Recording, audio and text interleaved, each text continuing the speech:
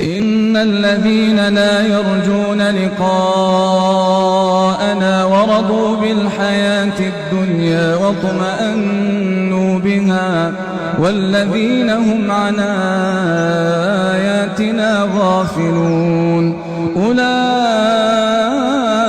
مأواهم النار بما كانوا يكسبون.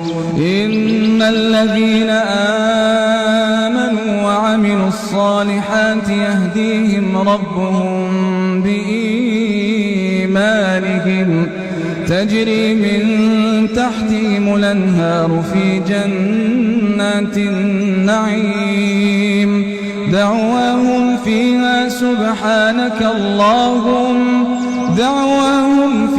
سبحانك اللهم وتحيتهم فيها سلام وآخر دعواهم أن الحمد لله رب العالمين.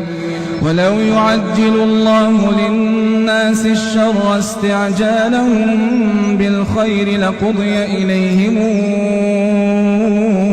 أجلهم فنذر الذين لا يرجون لقاءنا